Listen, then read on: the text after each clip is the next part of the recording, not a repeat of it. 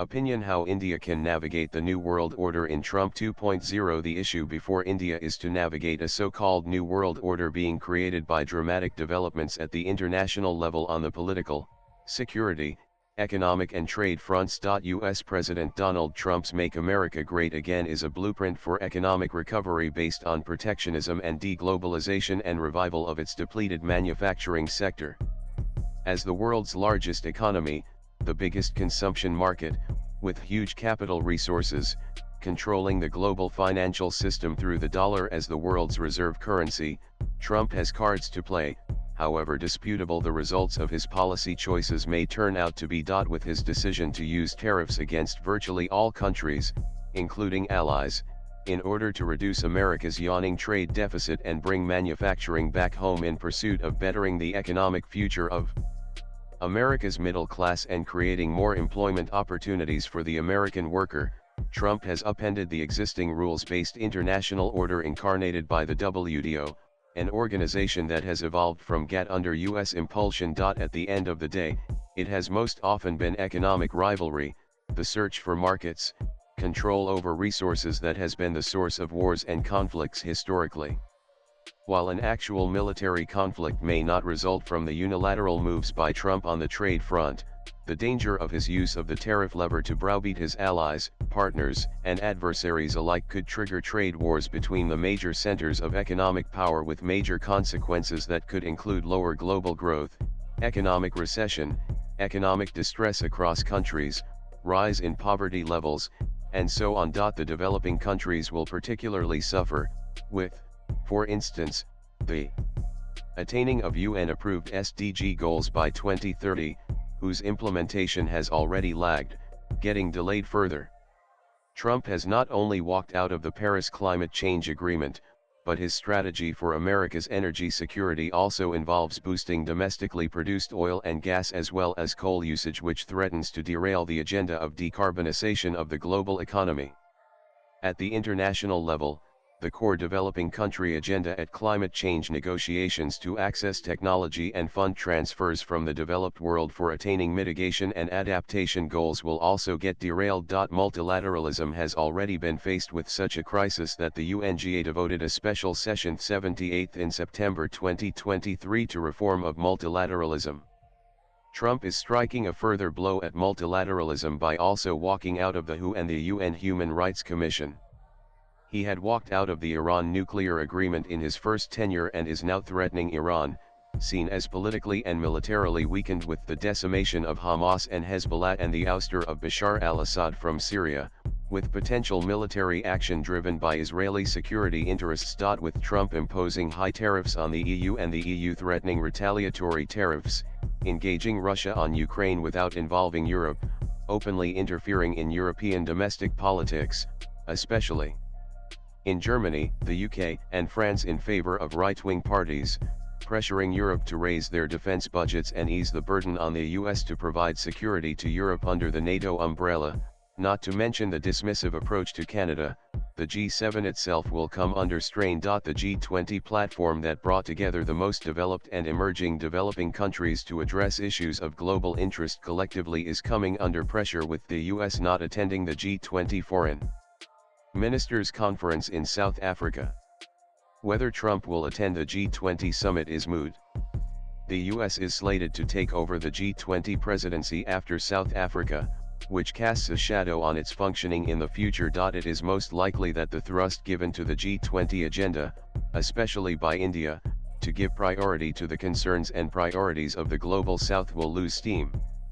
Already, the US thinks that the G20 agenda is DEI diversity, equity, inclusion inspired, and this is an organizational framework that the Trump administration is deeply opposed to. The US under Trump is going back to 19th century power politics, with his claims to Greenland, disputing Canada's independent status, renaming the Gulf of Mexico, reclaiming the Panama Canal, etc. Trump has already threatened BRICS, saying he will impose 100% tariffs if any country in BRICS moves towards de-dollarization. U.S. Commerce Secretary Lutnick at the Raisina Dialogue in March 2025 spoke negatively about India's BRICS membership. The so-called New World Order is emerging because of China's spectacular economic rise.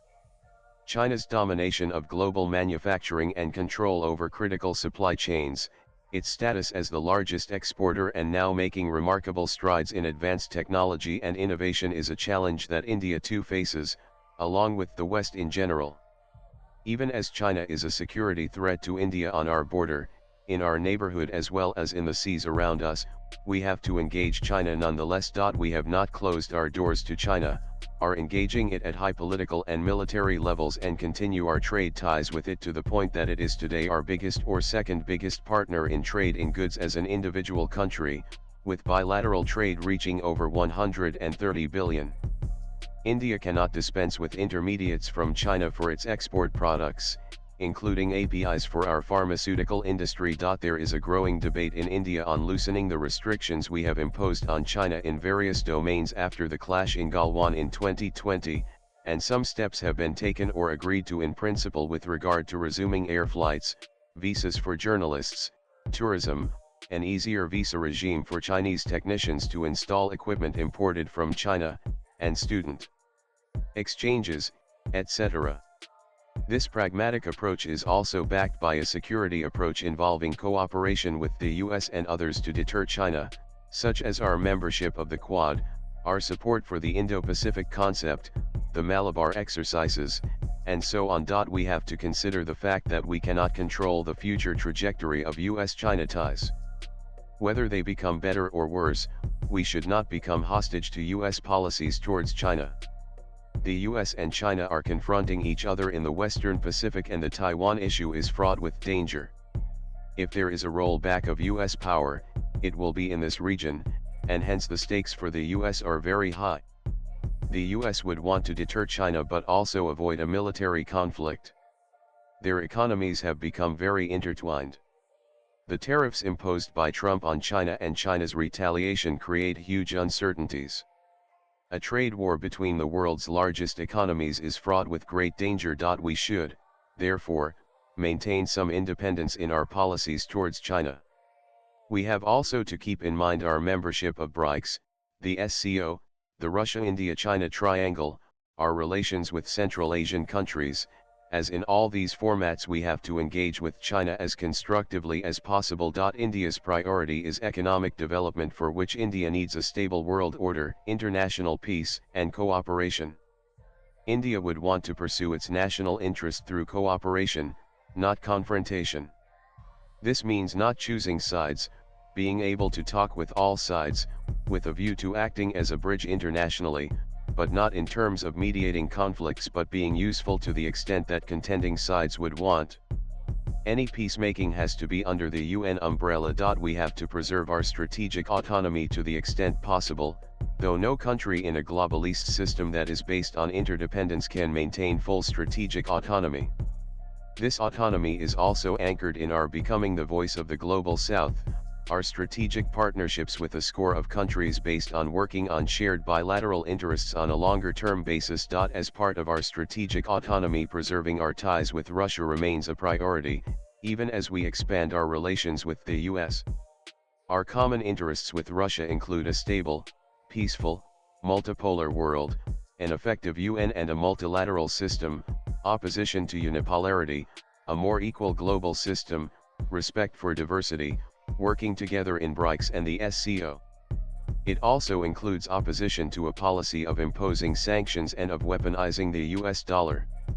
Expanding balanced bilateral trade, nurturing defense ties, fostering connectivity such as the Insk and the Vladivostok-Chennai corridor, trading in national currencies, investing more in Russia's Far East, working on emerging technologies, nuclear and space cooperation, etc., are other areas of common interest. From now to 2030, India priority would be to attract more investments, have greater access to advanced technology, increase the share of manufacturing in our GDP as part of Atmanirbhar Bharat, develop our semiconductor production capacity and that of the electronic sector in general, build infrastructure, especially the digital public infrastructure, develop our AI capabilities, become part of global trustworthy and resilient supply chains, develop our indigenous capacities in defense, including defense exports, and so on. India believes in multipolarity, as only in a multipolar system can India play its due role.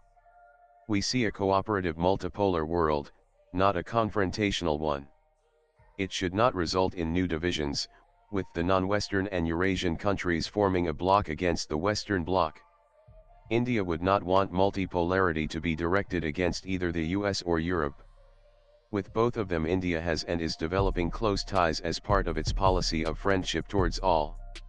The US treats both Russia and China as adversaries but does not treat India as one, though we also have many differences with the US. Swipe left for next video over India. A multipolar world must mean as a condition that Asia should first be multipolar. How committed China is to multipolarity is an open question.